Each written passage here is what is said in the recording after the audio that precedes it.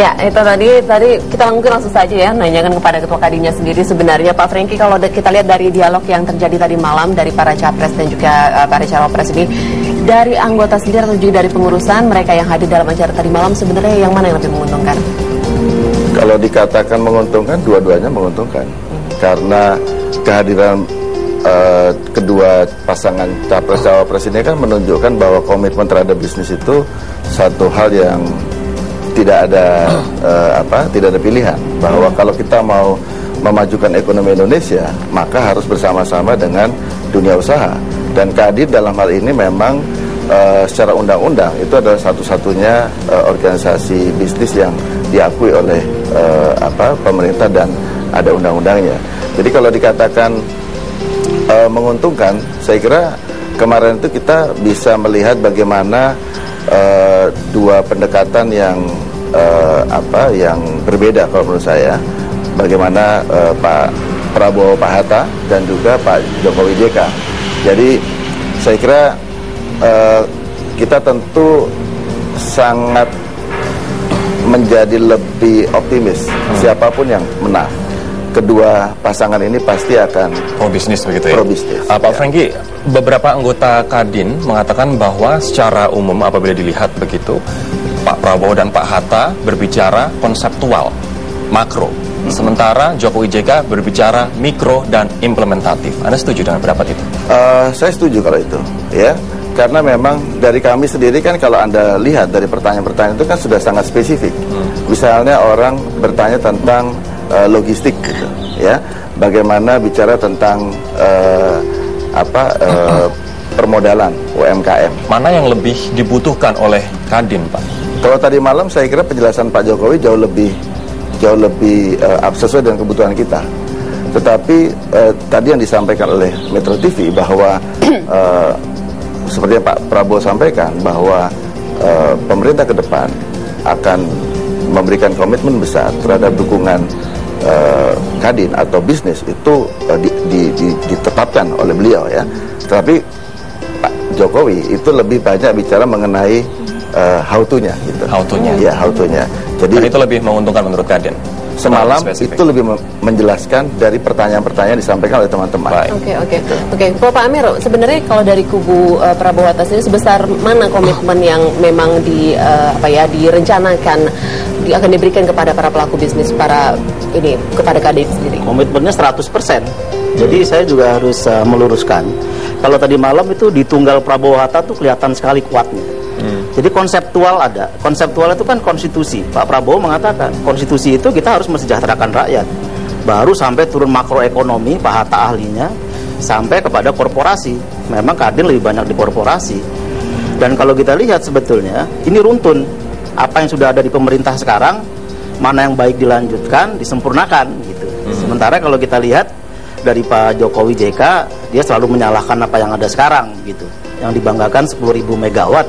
Padahal kita tahu banyak persoalan di sana, efisiensinya drop gitu, karena menurut saya agak kemerungsung dalam membuat perencanaan maupun implementasinya. Jadi kembali kepada program Pak Prabowo Hatta, kita lihat misalnya dalam pangan 2 juta hektar. Pak Jokowi mengatakan yang penting bendungan, yang penting sawah.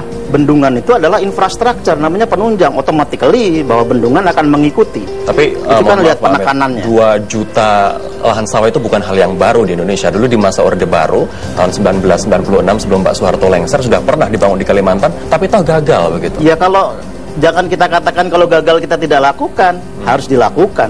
Karena memang jumlah manusia, rakyat Indonesia yang harus dipenuhi kebutuhannya pada tahun 2020, katakanlah pemerintahan selesai 2019, itu harus 2 juta hektar.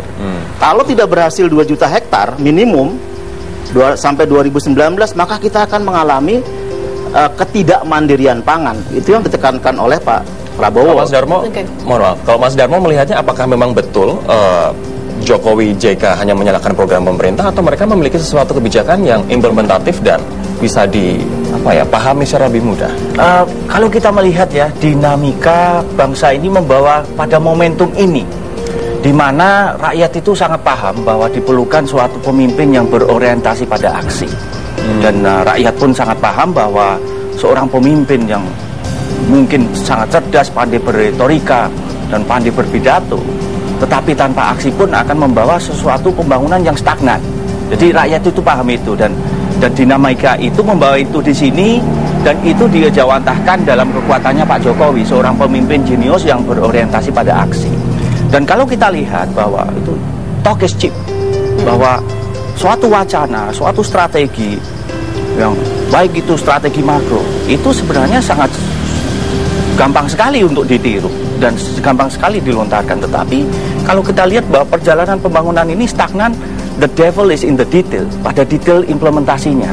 Jadi kalau kita lihat sebagai contoh, bahwa kita tahu bahwa perlu ada konversi dari BBM ke BBG, karena BBG itu adalah energi yang sangat murah, Rp4.000 per liter. Kalau dari BBM itu 10.500. Selama 10 tahun, 5 tahun terakhir tidak ada pembangunan infrastruktur untuk gas, yang pada akhirnya apa kalau kita lihat adalah kesalahan dari suatu baik strateginya maupun dari implementasinya. Tidak ada suatu strategi yang berorientasi membangun suatu iklim yang kondusif untuk berinvestasi. Sebagai contoh saat ini ya, ini fakta, rate of return dari pembangunan infrastruktur dalam natural gas itu hanya 5%.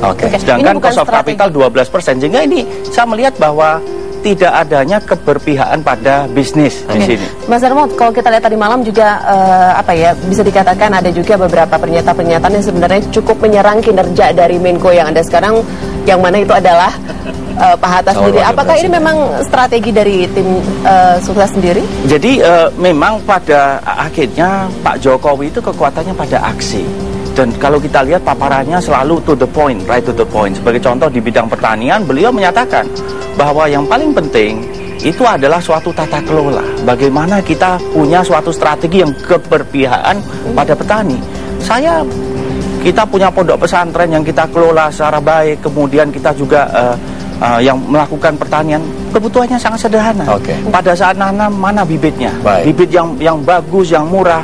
Pada saat itu budidaya butuh pupuk yang tersedia juga itu. Pada saat pasca panen pun demikian pula, harganya pun bagus, jangan sampai ada tengkulak. Jadi ini suatu program yang harusnya berorientasi pada aksi. Mohon ditahan terlebih dahulu Bapak-Bapak, nanti saya juga akan memberikan kesempatan kepada Pak Amir untuk menanggapi, dan juga Pak Franky. Nanti kita akan fokus berbicara soal infrastruktur, karena infrastruktur adalah salah satu PR yang kedua Capres-Cawapres sepakat harus diselesaikan. Kami akan membahasnya sesaat lagi, tetaplah bersama kami.